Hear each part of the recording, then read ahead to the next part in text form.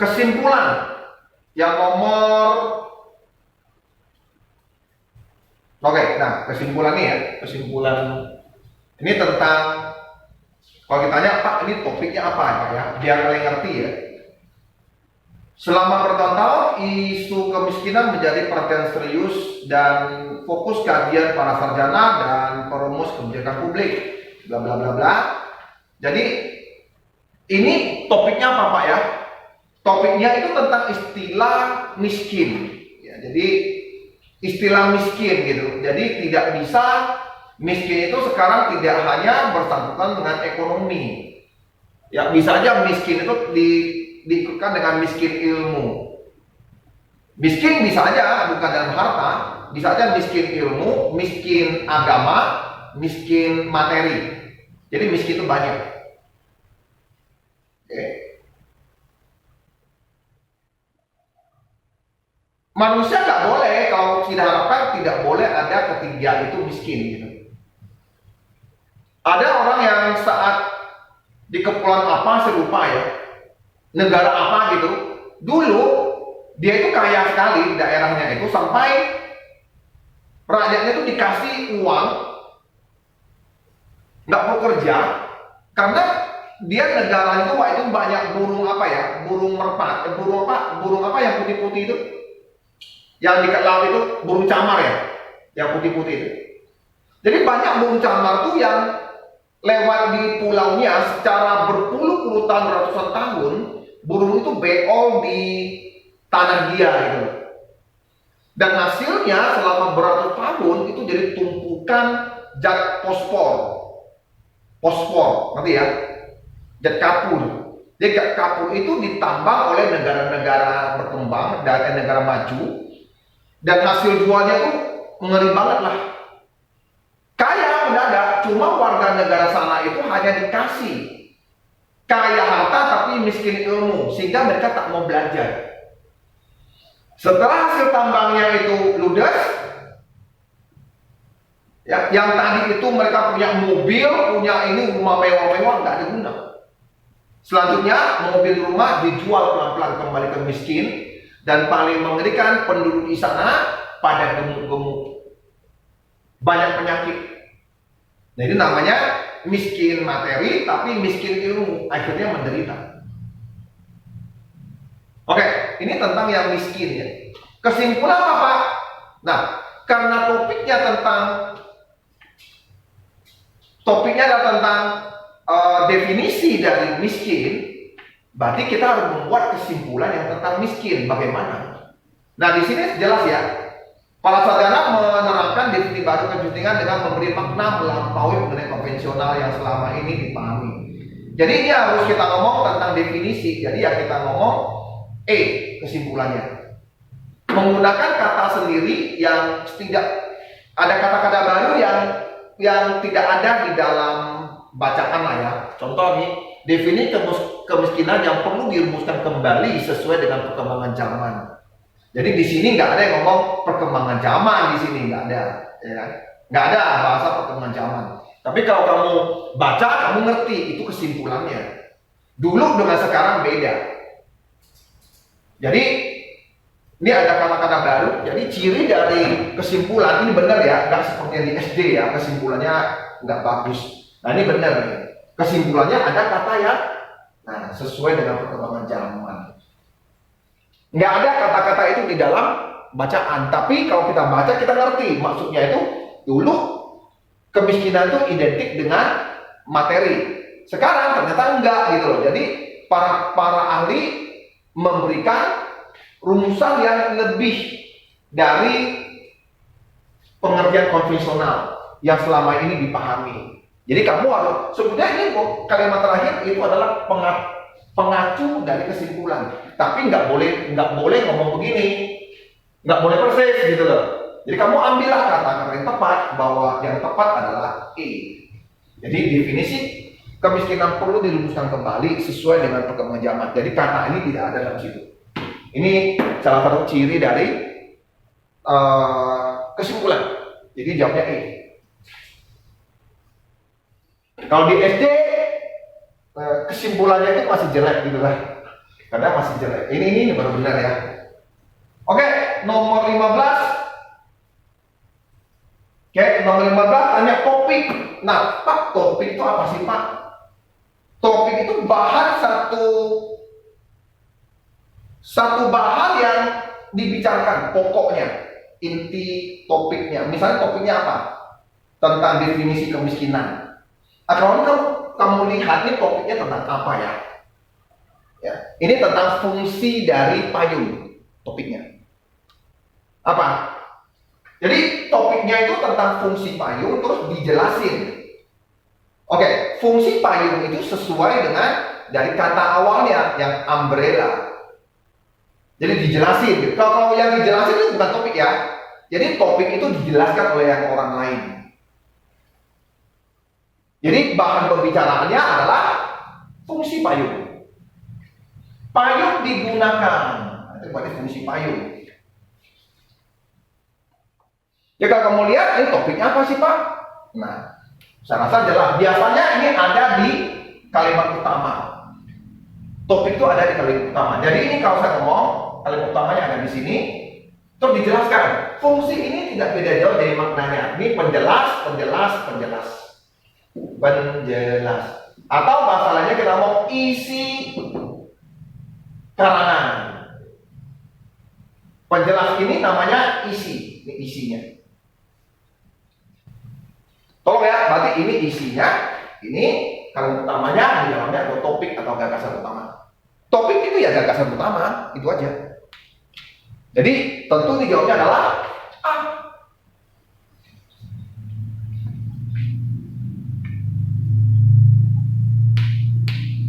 Kalau topik atau gagasan utama yang di atas namanya deduksi atau deduktif ya. Kalau yang di akhir namanya induktif. Ada juga ya. Ada di sini, ada di sini. Contohnya mana, Pak? Contohnya yang nomor 17. Nah, yang nomor 17. Nah, ini kalau tanya gagasan pokoknya di mana, Pak? Oh, jelas sekali nih. Gagasan pokoknya ada di sini. Dan terakhir dijelaskan kembali. Jadi gagasan pokoknya ada di awal dan di akhir. Namanya karangan apa? Deduktif, induktif, campuran. Jadi ini ada di utama, ada di awal dan ada di akhir.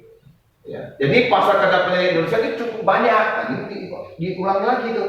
Pasal kata penilaian Indonesia itu terbuka lebar, sama aja kalimatnya. Ngapa sih bisa terbuka lebar banyak? Ya, dimasuk ini loh, ini isinya nih, ini isinya. Nah, ini terutama di tingkat penelitian terapan. Terutama ini dijelasin nih penelitian apa yang masuk dalam terbuka lebar itu. Nah, sedangkan kalau yang bentuk teori itu dikit ya, katanya itu. Nah, yang bersifat teoritis memiliki pasal kerja, tapi biasanya terbatas yang teoritis. Jadi ada penelitian terapan, ada penelitian yang teoritis. Jadi ngomong lagi nih, ada juga dana yang disediakan oleh yayasan, yang ini dijelasin. Mengapa mereka berikan dana? Karena ini ada berkepentingan mereka di sana. Ya, contoh. Belum lagi perusahaan atau lembaga lain yang berkepentingan terhadap penelitian tersebut. Jadi, apa mereka kasih dana? Jadi ini adalah pertanyaan-pertanyaan yang muncul dengan topik ini. Jadi ini adalah awal dan akhir. Contoh yang nomor 17. Oke, jadi ini hanya hanya ini. Contohnya apa, Pak? Contohnya yang lain bisa misalnya saya ngomong laki-laki itu adalah pemimpin keluarga dalam masyarakat timur kita. Ngomonglah bla bla bla bla bla bla bla bla bla bla. Terakhir saya ngomong lagi tuh supaya ada deduktif, ada induktifnya. Jadi saya ngomong lagi. Maka itu dalam satu keluarga yang tidak lengkap, tidak memiliki suami, ya, pada umumnya bukan termasuk keluarga yang sehat. memang kelihatannya itu kayak nggak ada beda, tapi intinya sama, yaitu kepala keluarga. Penting seorang cowok, seorang suami.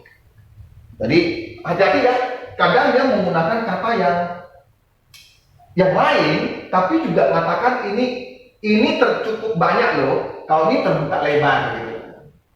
Ada kata-kata yang seperti itu. Jadi ini adalah jawabannya nanti ya tentu C. Ini tentu awal dan akhir kalimat, ini jawabnya C. Yang mana kalimat utamanya ada di akhir dan di awal. Nah, untuk yang nomor 16. Nomor 16. Ini tentang apa nih? Oke. Topik lagi. Oke. Ini saya rasa mudah juga ya, karena tentang ngomong ini ya. Nah, kalimat utamanya mana? Kalimat utamanya yang inilah. Para sejarawan, kalau yang namanya kalimat utama atau topik, biasanya itu nggak ada kata sambung gitu. Dia tuh tegas, prak gitu, nggak ada kata sambung, nggak ada embel-embel gitu. Langsung dipang sama kalimat. Para sejarawan umumnya memiliki pandangan yang lebih utuh dalam melihat suatu fenomena atau peristiwa sosial politik.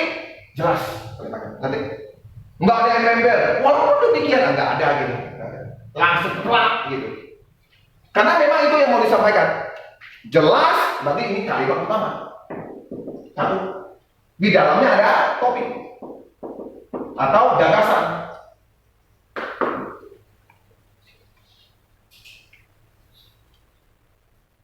Nah, ini tentang pandangan dan gambar sendiri atau apa? Silakan gitu. Nah, yang pasti ini nggak mungkin ya, nggak mungkin gitu. Oke, jadi ini karena awalnya tentang pandangan ya udah gitu aja. Ini masih muda lah ya, ini masih muda.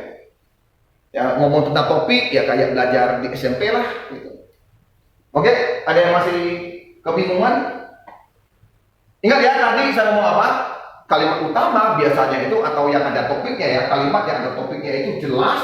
Nggak ada kata sambung, nggak ada kata apa lagi, saya nggak tahu lah. Pokoknya dia singkat jelas gitu. Kalau kamu baca sini, gini langsung gitu. Nah, nih, kayak gitu.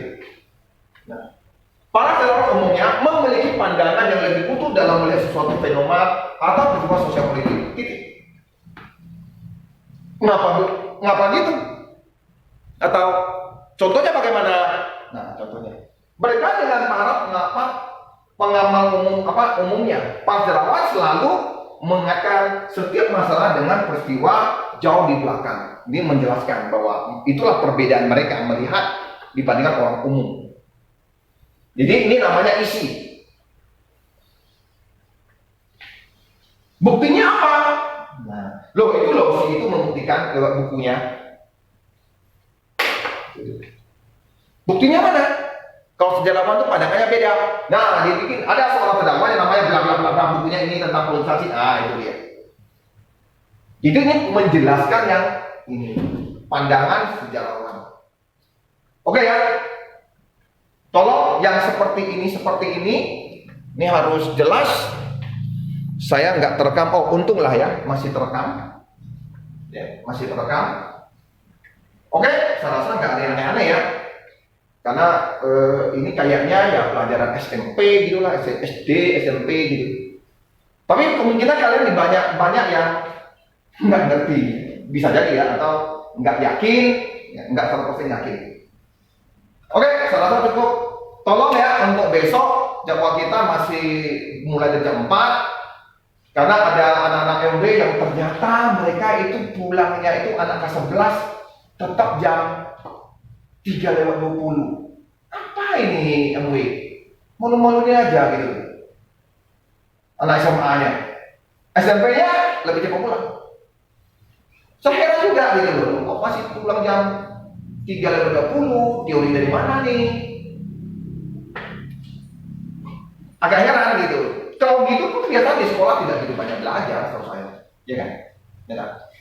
Ini kenapa nggak mau dipadatkan aja pelajarannya yang tadi 1,5 jam jadi 1 jam gitu, ya kan? Jadi mereka bisa cepat pulang. Karena ini puasa kan bukan masalah orang itu bisa capek atau tidak. Masalahnya kan lebih dari itu ya, menghormati, tenggang rasa, ya, terus mendukung, gitu kan? Mendukung itu penting gitu. Jadi biar lebih gampang melewati, ya, lebih, ya, harusnya seperti itu ya. Tapi saya nggak tahu. Saya hanya tahunya protes karena saya tidak di dalam. Nanti orang ngomong, lah Pak Rian kan nggak di dalam mengurus Pak, makanya protes gitu. Kalau saya nggak ada masalah, saya khusus sudah di dalam. Dulu kan kalau saya nggak ada masalah, saya kan mengajar gitu kan. Ada apa masalah, langsung saya cross check dengan kepala sekolah. Karena saya ada masalah, saya nggak bisa ikut kan. Gitu, kira-kira gitu lah. Bukan saya nggak mau ikut. Gitu.